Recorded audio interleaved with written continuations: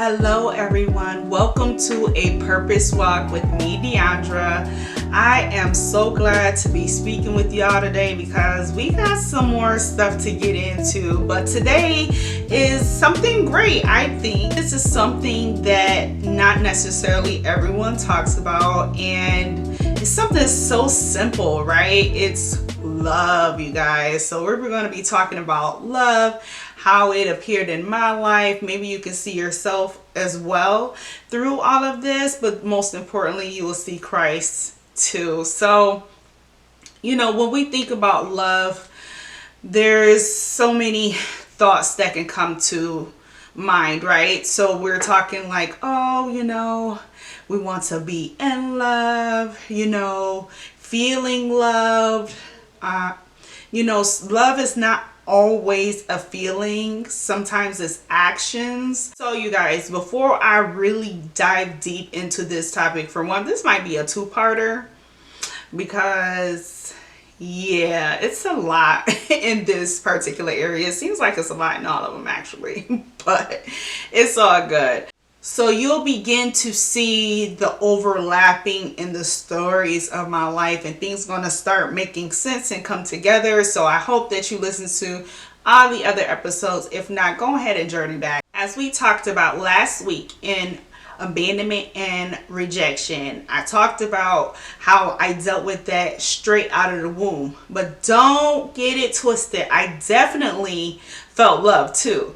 So all the love that I felt initially, especially in the beginning of my life, was from my parents.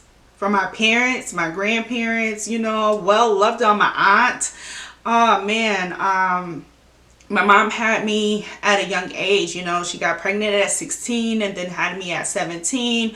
And despite her young age, she loved your girl. Of course, right? Along the way, when rejection and abandonment started to set in, I didn't necessarily feel loved. And I focused more on the feeling, not really looking at the circumstances. So again, my mom, she was up in New York taking care of my brother and trying to make a better life for us. And I should have recognized, I still am loved despite we're not around each other. But I was young. There's a lot that you don't necessarily understand, right? Then now growing up into teenage age, I begin not to feel loved because of the restraint that I had on my life. I mentioned before that my mom was a little bit controlling, and which is understandable because she definitely did not want her daughter to, get pregnant young, just like her.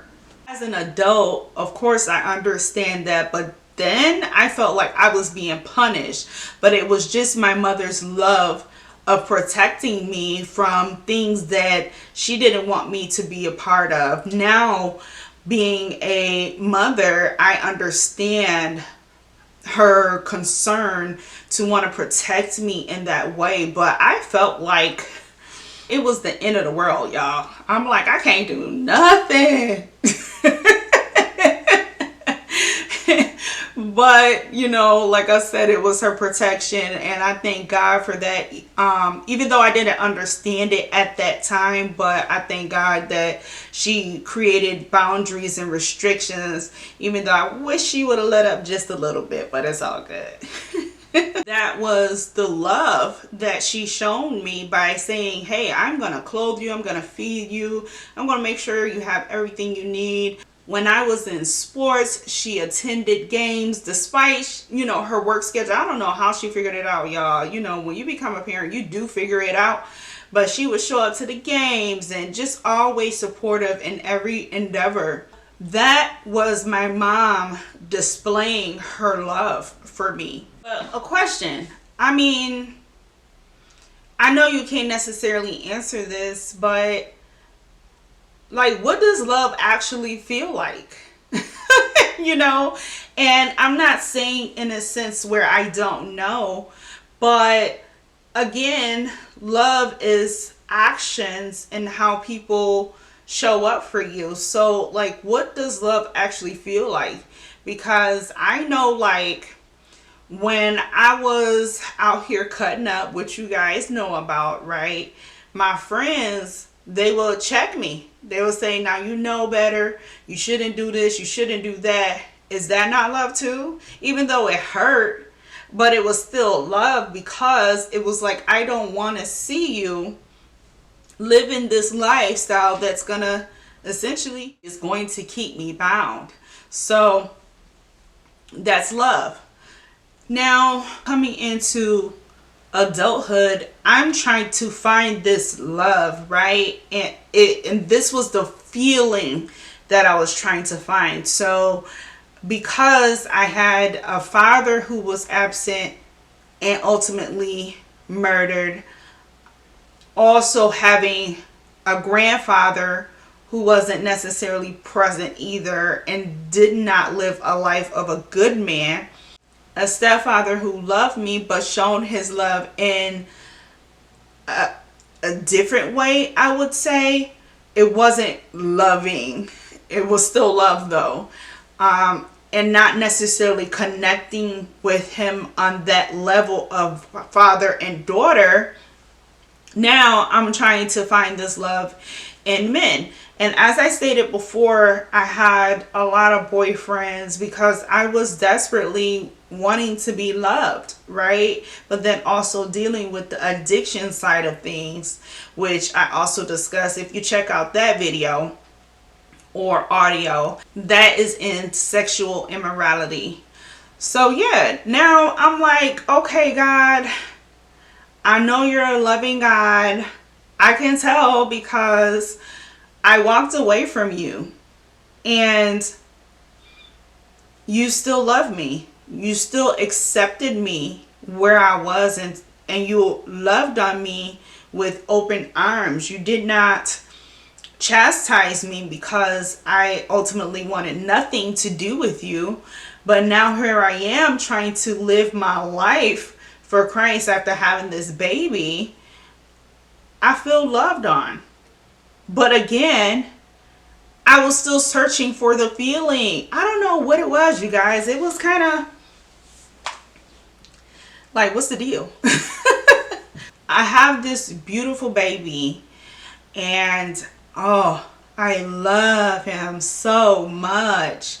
And I understood what the love of a mother or father felt like, but on the giving end, I always want to protect this little human that now I have to raise.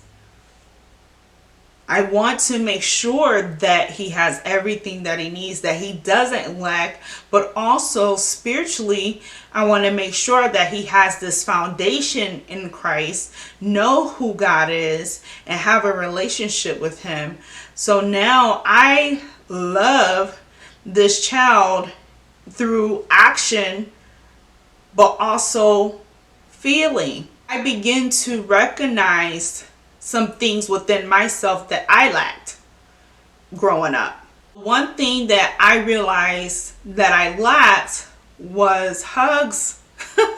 It was hugs. Something so simple, but yet you don't know the impact that it has on a person, because my son, he's a very touchy kind of kid. Physical touch is his major or number one love language. And I remember when he was in the hospital because he was born early and we had some complications, that I would go visit him and I would talk to him, but I would just rub my hand against his cheek and the way his body would respond just from my touch. I didn't necessarily grow up in a household where we hugged. Now, we did say we love you, but we wasn't hugging each other like that. The love was there, but it was just shown differently, you know?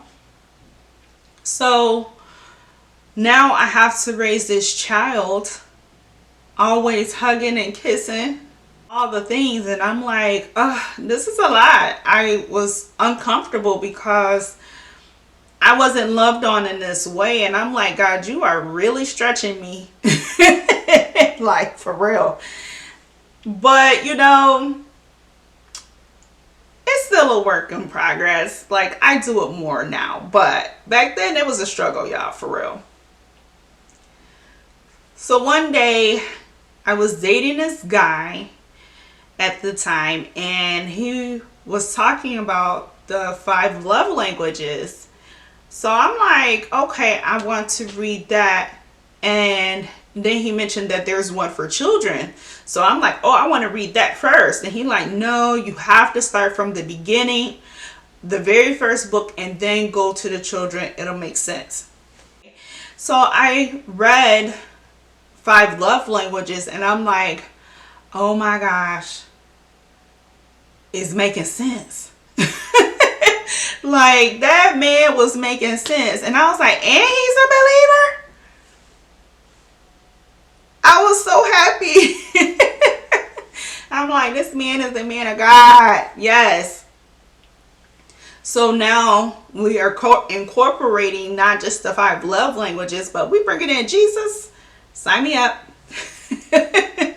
I read it, and like I said, it made a lot of sense. And then I read the one for children, and then I was like, oh, I've been doing things wrong.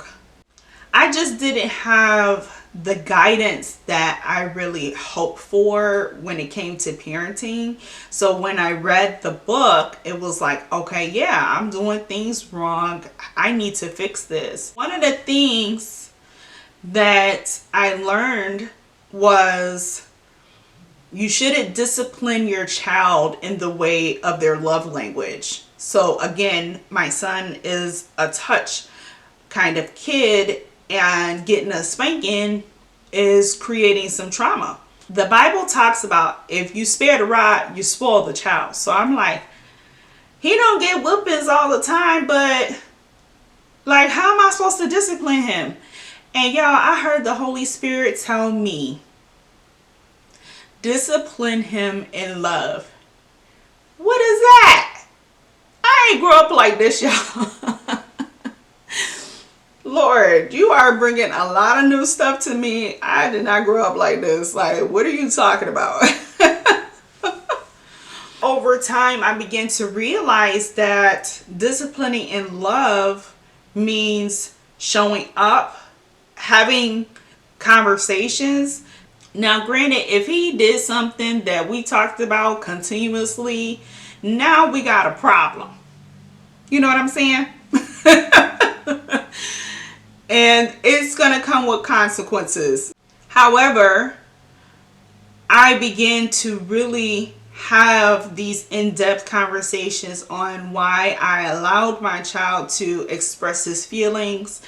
And let's process this. And you guys, that is thanks to therapy. Woo. Trying to do things different, you know. Not completely though, because there's some things that we learn when we grow up that actually was effective, you know.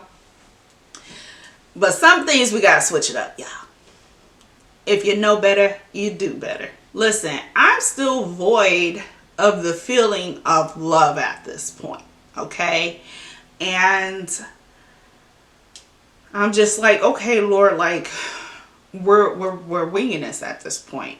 I don't know what the feeling is. And it's like, I know that you love me, Father. I know that you love me, Jesus. I know that my family loves me. I know that my son loves me. But what is the feeling of love? Answer that for me, please. God began to show me in his word what love actually looks like.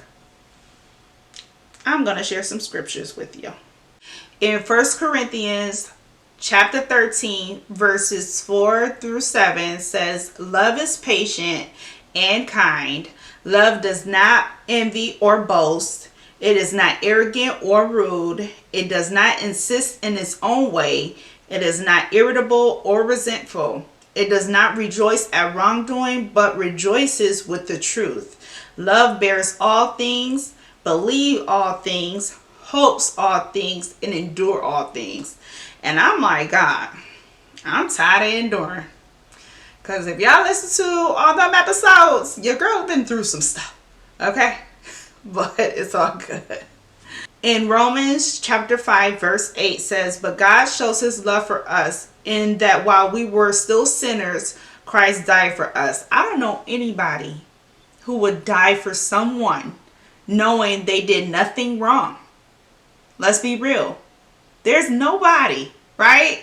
But Jesus did that for us. Listen, the Bible is a history book. It's not fictional.